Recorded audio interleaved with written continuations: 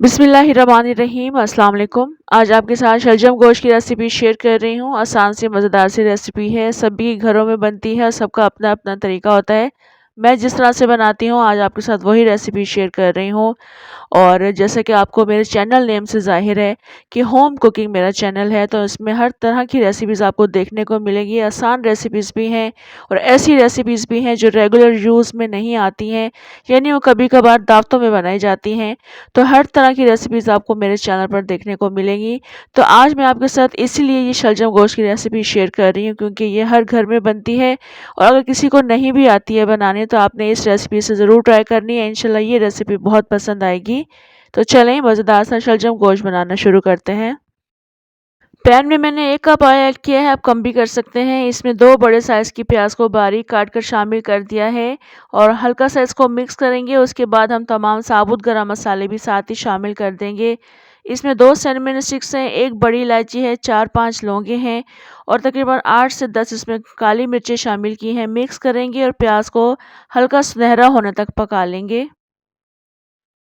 प्याज इस वक्त हल्के सुनहरे रंग की हो चुकी है, तो अब हम इसमें बीफ शामिल कर देंगे। मैं बीफ का बना रही हूँ, आप मटन का भी बना सकते हैं। तो 1 केजी बीफ इसमें ऐड कर रही हूँ। बीफ ऐड करने के बाद भी इसको हल्का सा इसी प्याज के साथ हमने पकाना है। तकरीबन 1 से 2 मिनट के लिए इसको इस तरह से मिक्स करेंगे हल्का सा। उसके बाद हम इसमें अदरक लहसुन के साथ इसकी काफ़ी अच्छी भुनाई कर लेंगे। अदरक का पेस्ट ऐड किया है 2 टेबल स्पून, लहसुन का पेस्ट ऐड किया है 1 टेबल स्पून। अब 3-4 मिनट तक लगातार हमने अदरक लहसुन के साथ इसको भूनना है, ताकि जो गोश्त की स्मेल है वो दूर हो जाए और अच्छी तरह से इसको भून लेंगे। जहाँ आप देख सकते हैं गोश्त को मैंने अदरक लहसुन के साथ बहुत अच्छे तरीके से भून लिया है।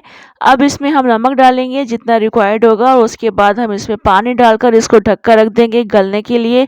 आप ये तमाम प्रोसेस करने के बाद इसको कुकर में भी गलने के लिए रख सकते हैं।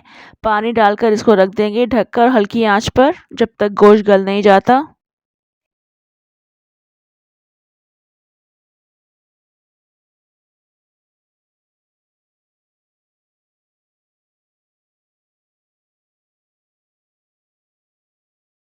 ये गोश्त इस वक़्त इस हद तक गल चुका है कि इसमें आगे जाकर हमने टमाटर और दही डालकर भुनाई करनी है, तो उसी भुनाई के दौरान भी गोश्त काफ़ी अच्छा गल जाएगा।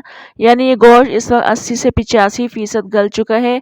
अब हम इसमें टमाटर डालेंगे। टमाटर मैंने लिए हैं 4 अदद, बड़े साइज़ के टमाटर थे, बारीक काट कर शामिल किए हैं। अब इसमें पिसी हुई मिर्ची शामिल कर देंगे टेस्ट के अकॉर्डिंग और इसके अलावा क्वार्टर टी स्पून हल्दी शामिल कर देंगे और 2 टीस्पून के बराबर पिसा हुआ धनिया शामिल करेंगे।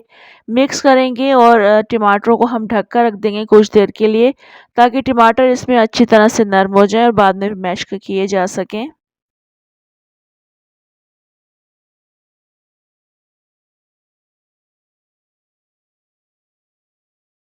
इस वक़्त 5 से 6 मिनट गुज़र चुके हैं, गोश्त भी मज़ीद काफ़ी अच्छा गल चुका है, टमाटर नरम हो चुके हैं। अब हम टमाटरों को मैश कर देंगे।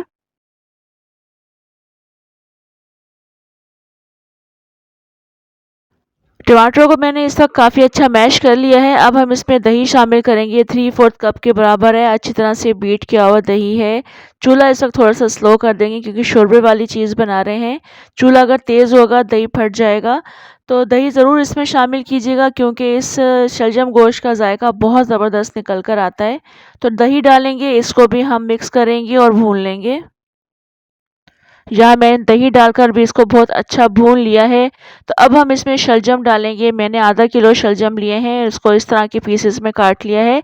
ये ऐड करेंगे, मिक्स करेंगे, मगर इसके बाद फ़ौरन पानी नहीं डालेंगे। शलजम के साथ भी हम 1 से 2 मिनट के लिए पकाएंगे, थोड़े से ये ट्रांसपेरेंट होना शुरू हो जाएंगे। तो उसके बाद हम पानी डालेंगे, इतना पानी डालेंगे कि शलजम भी उसमें गल जाएँ और जितना पानी हमें रिक्वायर्ड होगा उतना पानी बच भी जाए। तो बस इसमें हम पानी डाल देंगे। मैं तकरीबन 2 गिलास के बराबर पानी डालूँगी।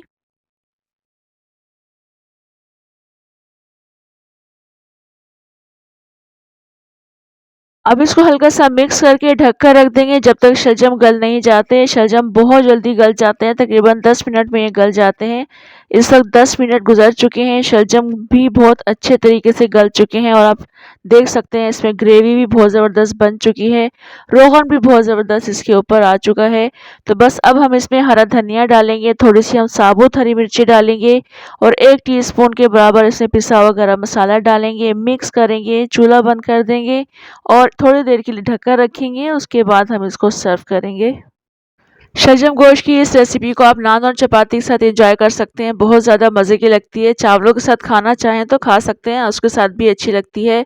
ये रेसिपी ख़ास तौर से उन लोगों के लिए जो कि शलजम गोश्त की बहुत मज़ेदार रेसिपी ढूंढ रहे हैं और जिनको बनाना नहीं आता है, तो इस रेसिपी से बनाकर देखिएगा, बहुत ज़्यादा मज़े की रेसिपी है। कॉमेंट करके भी आपने ज़रूर बताना है। इसके अलावा रेसिपी अच्छी लगे लाइक करना मत भूलिएगा। इंशाल्लाह नेक्स्ट मज़ेदार सी रेसिपी के साथ दोबारा आऊँगी, तब तक के लिए इजाज़त दें। अल्लाह हाफ़िज़।